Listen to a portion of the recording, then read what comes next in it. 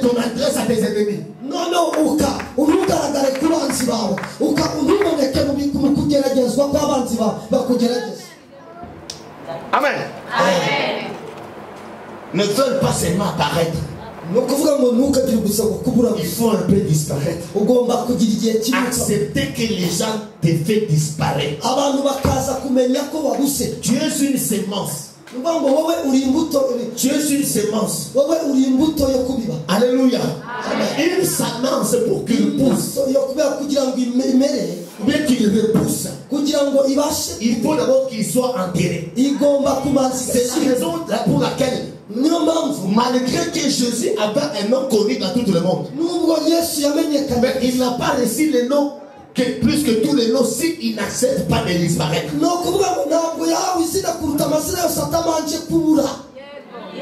La première des choses, malgré qu'il a intéressé les gens, 5000 personnes le suivaient. 6000 personnes le suivaient. Mais les jours où il a accepté de disparaître pour apparaître, ce n'est pas 5000, ce n'est pas 6000, ce sont des millions de gens qui ont accepté de le suivre. Je ne comprends pas ça. Que le Seigneur bénisse son Dieu. Alléluia. J'aime quand les gens scellent à la parole comme ça. Alléluia. Amen. Il faut accepter de disparaître. Dans le ministère, tu vas être prophète. Et les gens parlent mal sur toi. Ne les réponds pas. Attends, même si je ne coupe pas le Kinyarwanda, là il a parti.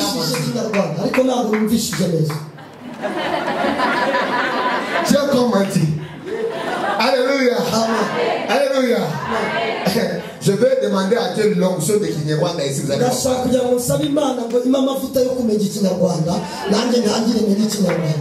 Amen. Écoute ça.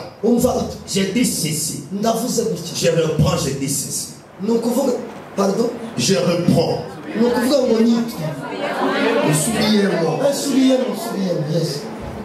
Je dis ceci. Il faut accepter de disparaître. On peut parler du mal sur toi. On parle du mal sur toi. Les gens ne parlent pas du mal pour t'élever. Non, ils parlent le mal pour te faire disparaître. Mais ne perds pas le temps à leur répondre. Accepter de disparaître. Tu vas réapparaître. Ça sera l'accomplissement.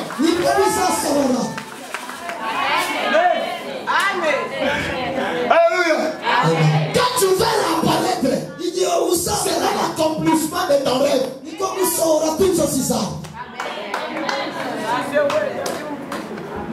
Quelqu'un peut dire amen. Joseph disparaît de sa famille. Et ils ont dit les mensonges sur lui. Ils ont dit les mensonges. Le mensonge.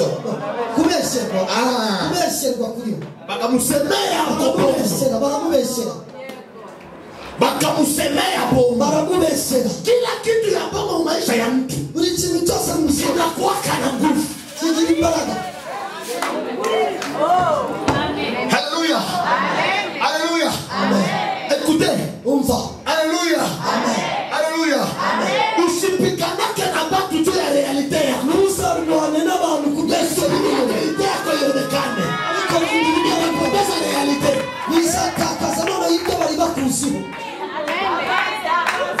Realite yako kusora kwao ni uko celibat. Kila mtu anakujua. Iko realite. Uko ni realite. Ce n'est pas de dire utabakiaka celibat. Les gens peuvent dire du mal sur toi. Ne perds pas le temps pour les répondre. Nous avons fatigué.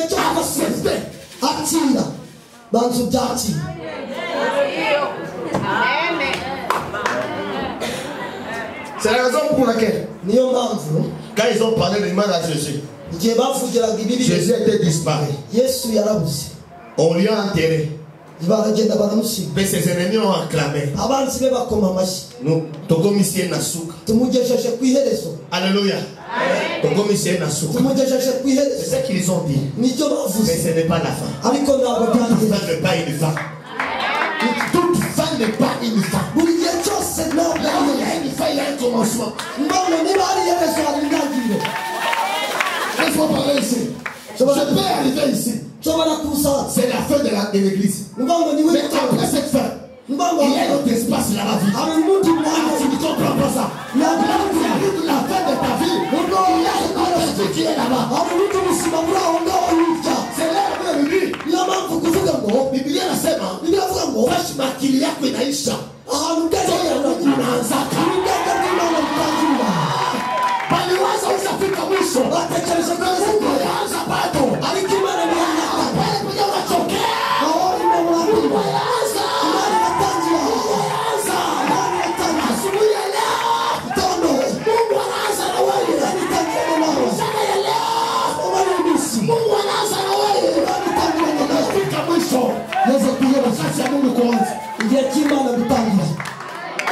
Est-ce que je peux prophétiser sur toi?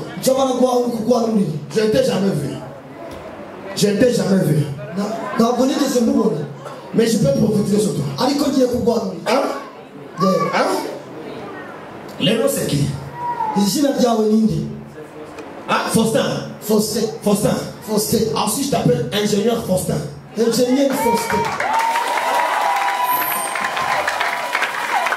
Ok, je mens. Tu t'appelles Faustin. Oui, mais moi je vois un homme commence par ingénieur.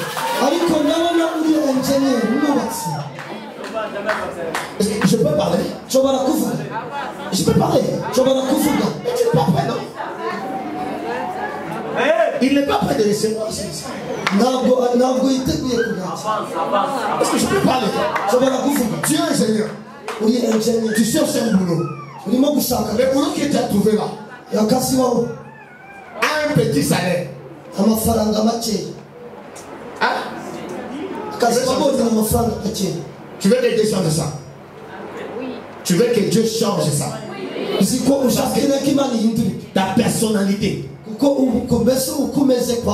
avec le boulot ne correspond pas. Le Seigneur me dit ceci. À cause de l'œuvre que tu sers ici.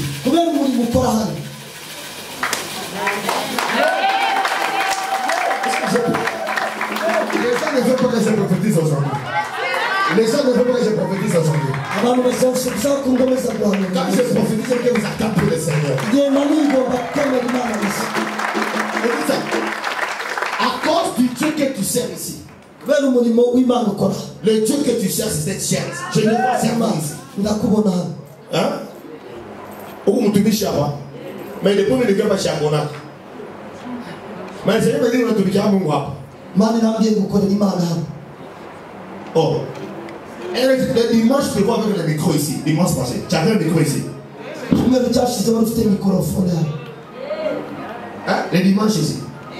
Il avait un micro ici. Je te vois. Et le Seigneur me dit quoi? Il me dit que tu vas, ne laisse pas ces boulots-là. Ne laisse pas ça. Restez là-bas. On attend qu'un Saoul meurt. On attend la mort de Saoul pour que David devienne roi.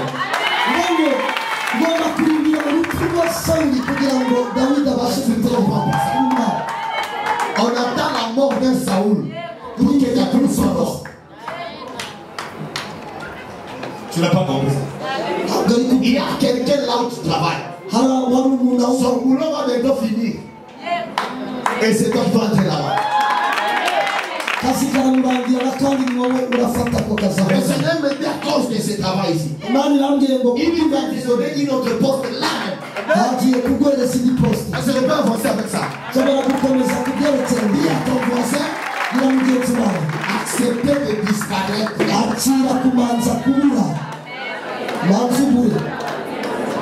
Alléluia. Dis à ton voisin, acceptez.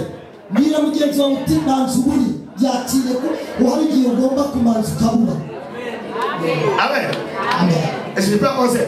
nshobora gukomeza Amen. nshobora gukomeza La troisième des choses, icya gatatu après la disparition, nyuma yo kubura il faut accepter la préparation. ugomba kwakira gutegurwa Toute préparation gutegurwa a été douloureuse.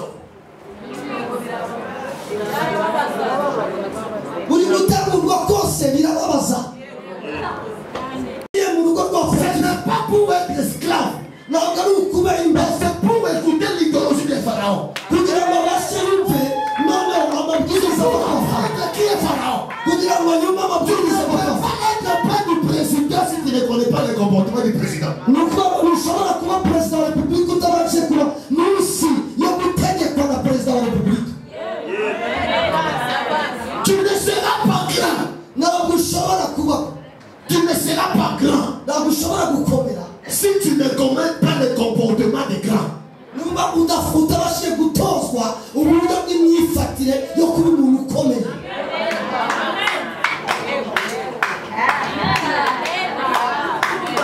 Les gens ne comprennent pas ça. abantu ntabwo bari kumva ibyo Tu ne seras pas pasteur ntushobora kuba pasiteri si tu n'es pas accepté d'être fils de pasteur. niba utabashije kumanza kwitwa umwana wa pasiteri Laisse-moi poser une question. reka mbabaze ikibazo kimwe Qui sont les serviteurs de Dieu ici, nibande abakozi b'imana dans cette église, qui met les mains comme ça? muri rusengero bazamure ibiganza hejuru abakozi b'imana muri rusengero muzamure C'est ibiganza qu'il se connaît que Dieu aussi me connaît dans cette église. uzi ngo imana inzi no muri uru rusengero iranzi Vous tous ici, mwese hano vous êtes les serviteurs de Dieu? muri abakozi b'imana Oui? yego Oui? yego Oui? Je regrette. wenda byicujije kuko baturishije Vous êtes les enfants de Dieu. muri abana b'imana Mais vous n'êtes pas les serviteurs de Dieu. nta nubwo muri abakozi b'imana Vous êtes les serviteurs du serviteur de Dieu. muri abakozi b'umukozi w'imana Ça tu ne comprends pas. ntabwo abantu Dieu appelle Josué. imana ihamagara yoshuwa C'est Dieu qui parle à Josué. ni imana yavuganye na Il yoshuwa dit Josué, avuga ati yoshuwa fils de Nun, umwana wa nuni serviteur de Moïse. umukozi wa musa Moïse, mon serviteur. umusa n'umukozi Vous wawe savez des choses que les gens ne sont pas bénis dans l'église. nicyo kintu gituma abantu batabona umugisha Parce que vous voulez tous que vous soyez des serviteurs. kuko muzi yuko mwese muri Et à cause abakozi de ça, je vais faire sortir quelque chose dans ta tête. ndashaka kugira ngo mvanemo ikintu runaka Vous tous ici, mwese hano vous n'êtes pas serviteurs de Dieu. ntabwo muri abakozi Et Dieu b'imana ne vous connaît pas. kandi imana ntibazi ntabwo imana ibazi Banaiwaka mzuri ya mwanamke hapana saa iko fie. Banaiwaka mzuri ya mwanamke saa anaingia mu nyumba yake. bamwe bamenya ubwiza bw'umugore iyo yinjiye mu rugo rwe ntabwo bamumenya igihe akiri umukobwa Fie wote anaweza kupendeza. umukobwa wese yasa neza Anaweza kuwa kiana. ashobora kugira uburanga Anaweza vala manguo ya shehe. ashobora kwambara imyambaro Haiko ye gharama yake. mfite mama Ni gharama baba yake. ni umutwaro wawe wose umukobwa wese yagaragara neza ariko ni umutwaro cyangwa umufuka igiciro cy'ababyeyi Frère, aujourd'hui c'est quoi? uyu munsi Qu'est-ce qui s'est passé? uyu munsi ni iki? Ni wiki. Uko wapi leo? Mungu autie nguvu. amen Amen. amen Mwanamke wote wa fii umugore wese w'igitsina hata anatembea na mafieri. nubwo yagenda afite Muonekana wako ni wa mzuri. ugaragara neza ku Haiko juu yako. ntabwo ari ku bwawe Ni juu ya gharama ya wazazi yako. Wanakuzia mafuta, akugurira amafaranga wanakuzia nguo, akugurira umwenda wanakuzia kila kitu. akugurira buri Na ujuaji kwa sana anatokeaka. nta n'ubwo usina Unaweza kuwa mwii kanisa na ukatabiri sana ugahanura na utakuwa na upako na aujui unalipataka hii tusio ya kanisa. Hayo gharama yako.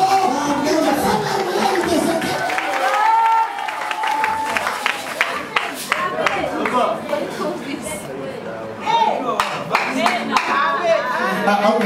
Parenthèse. nishyize muri parenthèse. Est-ce qu'on peut dire amen là-bas? Umunsi mushobora kuvuga ngo amen. Ushidita kete. Mais c'est la raison pour laquelle Géhaz. Ngo niyo mpamvu Gehazi N'était pas béni. ntabwo yabonye umugisha. Pourquoi? Kubera iki? Parce qu'il se croyait aussi serviteur de Dieu quand Élisée était là. ni ukuvuga ngo yiyumvaga ko ari umukozi w'Imana mu gihe Elisa gihari. Tu ne peux pas être serviteur de Dieu là où maman Sandrine est encore là-bas. ntabwo ugomba kwitwa umukozi w'Imana mu gihe mama Sandrine akiri aho ngaho. Il faut d'abord accepter la préparation. ugomba kubanza kwakirwa Oui, tu as une vision d'être un serviteur de Dieu. ngo wowe ufitiye Tu as le rêve d'être un serviteur de Dieu. ugomba gushobora Mais il faut accepter d'être serviteur et serviteur de Dieu. ugomba kubanza kwakira kuri umukozi mu gihe kimwe ukaba Quand umukozi. moi je prêche, igihe ndi kubwiriza celui-ci n'est pas serviteur de uyu Dieu. ntabwo ari umukozi w'Imana, Il est le fils des serviteurs de ni Dieu. umwana w'umukozi Il w'Imana. peut prophétiser. ashobora guhanura, Il peut prêcher. ashobora kubwiriza, C'est parce qu'il a un père. ariko kubera ko afite data.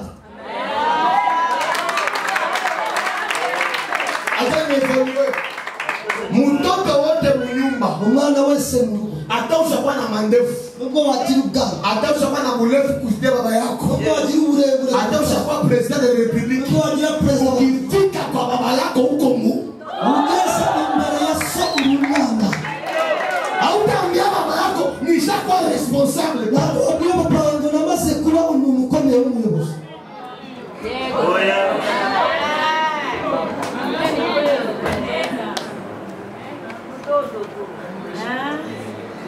Mama Sandrine anaanza nionelea. uwo mama Sandrine atangiye Eko kunsuzuma, natubania. harimo kudufatirana. oya, Kama yangepataka hii vision, ungepataka manguvu ya kuhubiri wapi? iyo ataza kubona iri yereko wari kubona imbaraga zo kubwiriza ye, Ungejazuia wapi? wari kuzurirwa he. Ungemtanukia wapi? Huko mtu mmoja atoshe kupumbafu mkichwa wako. ugomba kubanza ugakura upapfa mu mutwe wawe. Juu watu utatu wanakufuata uombee kunyumba babiri batatu bagukurikiye kubasengera mu na rugo, unakutabilia vinakamilika. ukabahanurira ugahanura Na nawe, wewe sasa ndio unaona kabisa Mama Sandrine. nawe ukavuga ngo ubuhanuzi wa mama Sandrine uriroze. Pima kwangu. gerageza iwanjye, Kwangu mimi nakupangusa mafuta na isimea kabana. iwanjye ni ukuguhanaguza ayo mavuta n'isume nini cyane akavaho akagenda. C'est la raison pour laquelle dans mon église, niyo mpamvu mu rusengero iwanjye il n'y a pas de prophète. nta muhanuzi, Il y a seulement un prophète. waba umuhanuzi umwe gusa, C'est moi. ni njyewe. Et les autres ici, abandi bose c'est les fils du prophète. ni abana b'abahanuzi.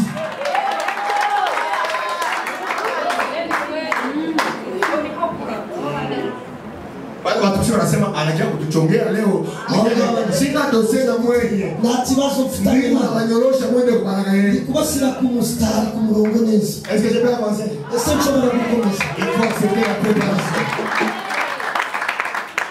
Accepter la préparation. ugomba kwakira gutegurwa. Hein?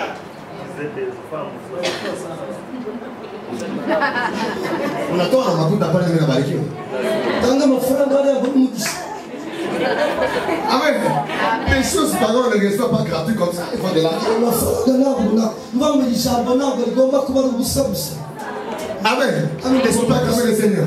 ushobora gukomera Imana wese.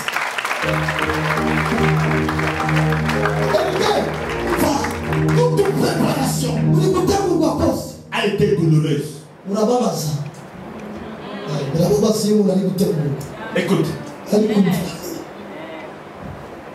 la femme umugore a été toujours joyeuse ni ukuvuga ngo afite umunezero et elle a des fiers kandi afite quand elle reçoit la grossesse. igihe yakiriye gutwita, Elle vient devant son mari akaza imbere y'umugabo we et lui dit akamubwira ati chou, bébé, bebe, je suis en retard. ni ukuvuga ngo mfite gukererwamo. Qu'est-ce qui ne va pas? ni igiki kitagenda neza. Je ne pars Qu'est-ce qui ne va pas? Je suis enceinte. Et tu dis, tu verras l'homme dit quoi? Wow. Il y aura beaucoup de bisous là-bas. Mais écoute, après un mois, la préparation commence. Les choses commencent à changer. Là où il y avait la joie, c'est le vomissement qui commence. Là où il y avait la joie, c'est les salives qui commencent. Là où il y avait la joie, la fille qui était debout comme ça, qui marchait avec des vieux comme ça, elle change la formation. Tout ça c'est la préparation. Là où il y avait la joie, elle commence même à avoir la fatigue de se réveiller. Elle voulait manger la viande. Mais ces jours-là, ce sont des mangues fraîches. Mangue.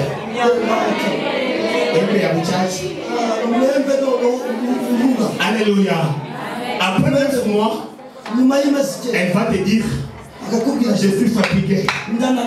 Un jour, tu le verras, celui qui dit je suis enceinte. Va rentrer à l'école devant un professeur. Il commence à dire, moi monsieur, moi monsieur, moi monsieur, moi monsieur.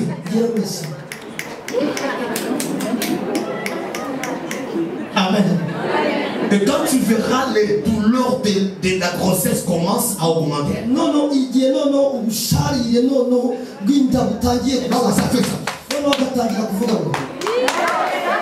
Quand tu vois ça, donc papa commençait à avoir l'argent. Là je peux dire quoi? Il y a ceux qui souffrent pour que les autres aient la foi. Une femme peut souffrir pour que l'homme ait la foi et la joie. La femme peut faire 2 jours dans le travail de l'enfantement pour que l'homme reçoive l'enfant. Ne joue pas avec la femme. La femme c'est une personne à respecter. Quand je parle de la femme, je parle d'un pasteur. Parce que ton pasteur qui a les douleurs d'enfantement.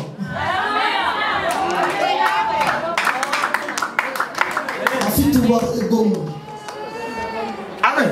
C'est ton pasteur qui a les douleurs d'enfantement. Ne joue pas avec lui. Il faut accepter la préparation. Joseph ne n'est pas parti dans la maison de Potiphar pour être esclave. C'est pour accepter la préparation. C'est une classe.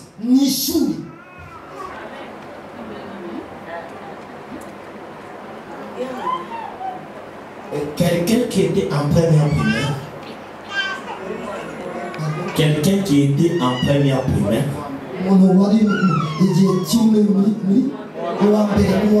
S'il veut entrer en deuxième primaire, malgré la souffrance des écoles, on lui a toujours donné un examen. S'il réussit à l'examen, il va changer de classe. C'est la raison pour laquelle la femme de Potiphar à Joseph était un examen. Et comme Joseph a réussi de surmonter ça, il faut qu'il change de salle. Qu'il quitte la maison de Potiphar pour les prisons. La préparation, c'est quelque chose qui t'amène à l'accomplissement. Et la dernière des choses, je vais finir avec, pour que les rêves soient accomplis, il faut que tu aies la connexion.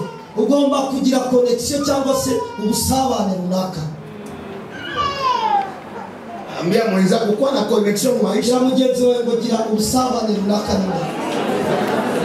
Amen. Maintenant, par exemple, il faut créer la relation. menya uburyo bwo kurema umubano bwira mugenzi wawe ngo menya uburyo bwo kurema umubano. Ce qui avait amené Joseph dans la maison de Pharaon, ce n'était pas Potiphar, ce n'était pas son papa, ce n'était pas sa maman, ce n'était pas ses frères. C'était une connexion.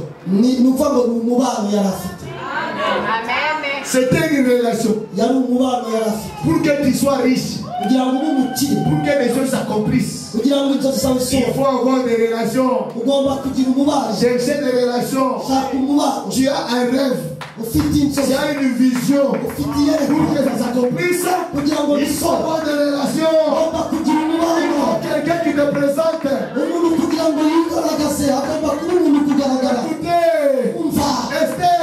Esther, tu as une étoile pour être femme du roi. Mais sans la relation de Mardoché, tu ne verras pas.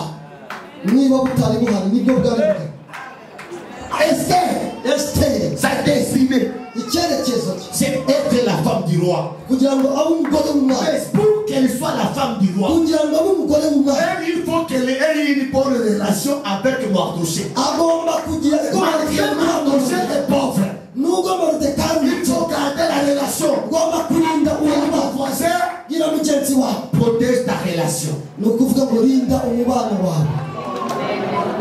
Avoir une connexion. Vous êtes dans une même église, mais vous ne vous parlez pas. Comment est-ce que vous serez béni?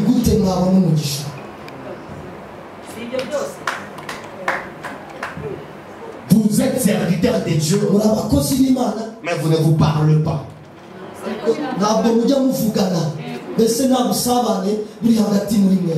Mais arrivé ici, Kisirimba commence.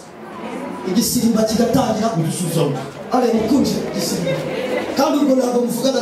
Mais vous ne vous parlez pas. Comment est-ce que je saurai tes problèmes? Je peux avoir un moyen de t'aider. Je peux avoir un moyen de t'aider.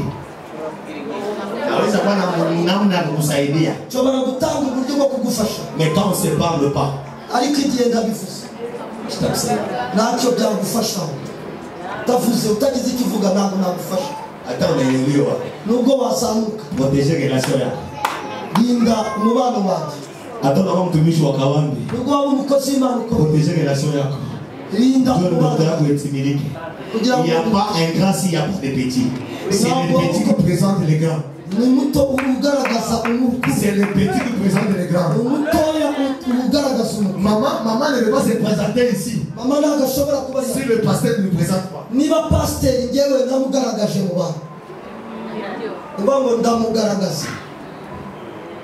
Allô? Usikazarau mtu maisha yako. Linda mawasiliano na watu.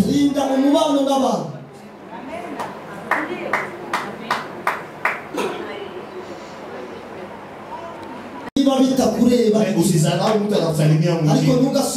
Au kurusha mkuta wapi kesho. Kuna bezo kuolewa wewe na chakula nani utamwitikia jambo. Shaka buryo bwo gushaka ari kugatoranya uri gusuhuza ukamwikiza kandi urashaka ngo ubone urugo ugatoranya unamwini namusubiza ubisiga musubiza.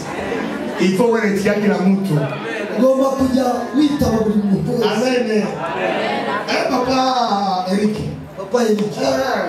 Mira ukora basi simple. Nagukunze kubera ko uri mbese uroroshye. Ciye bugufi. Amen. Attends, on a un jeep au canis. Il y a $30,000. Il y a $50,000. Au Kenya au canis. Où à ça va tout venir le voter.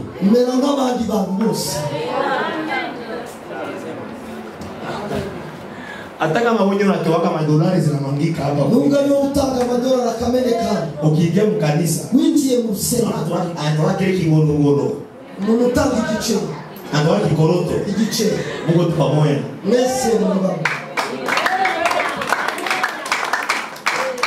Mwambie mwenzako tunazidiana kila mtu mlo wake.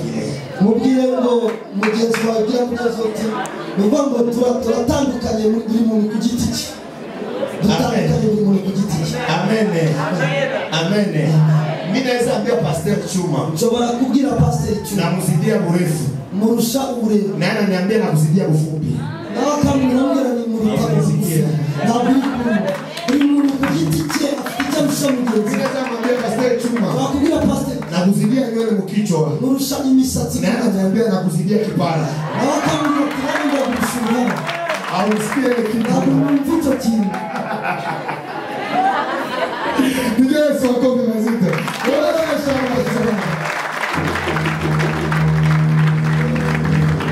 Unafite icyo arusha mugenzi we, wakagira umuntu ugusuzugura.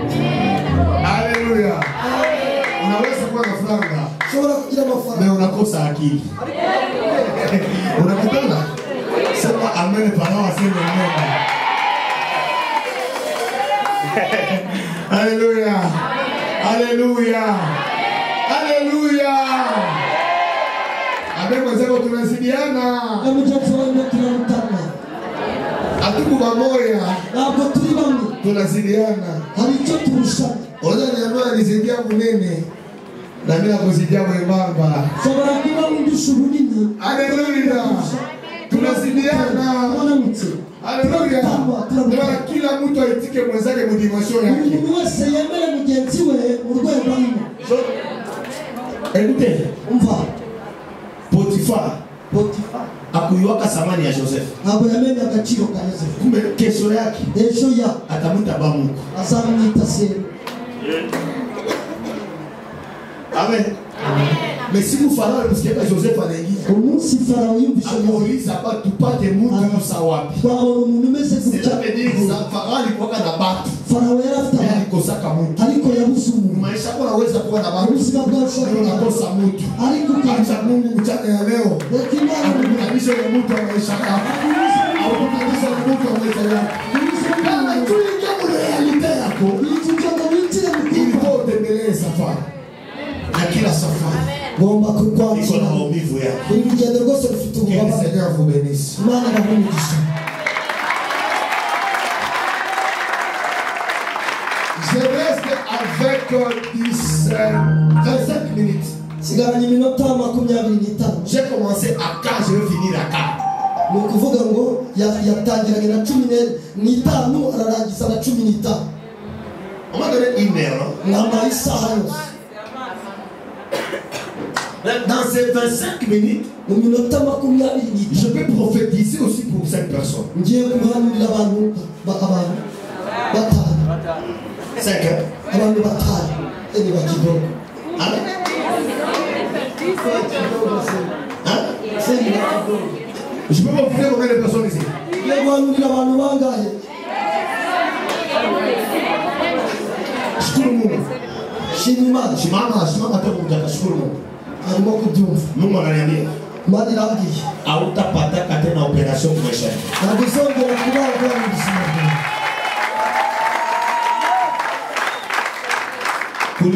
Kulikuwa barua ilikuwa ishaandikiwa mu ulimwengu wa kichana. hari ibaruwa yari yanditswe mu isi y'umwijima Kila ukizaa bakupele. kugira ngo ubyare. Ile barua sasa hivi ndio wanaipasua. iyo baruwa ngo yarayicagaguye. Hautazalaka tena mu operation. ntabwo uzongera kubyara ubwawe. Operation inaisha. kubagwa birarangiye. Alosi walikuwa nakupangia. abarozi bari bakupanga Uanguke mu maombi. ngira ngo ni mu masengesho Uanguke wapeleke hospitali. ubwo bakujyane Baseme kama operation yako inafumulika tena. bavuga yuko kubagwa wenda Inafumulika ndani. mbango bipfungutse Mungu ananiambia ile kwamba inavunjika. byose Ulikuwa unasikia madulere hapo. umvaga ubabare Ile madulere inaisha sana. ubabare birarangiye none Yesu akafikia mbele. uwo Yesu amasiri yose Profetize. shobora guhanura Kama profesa. shobora guhanura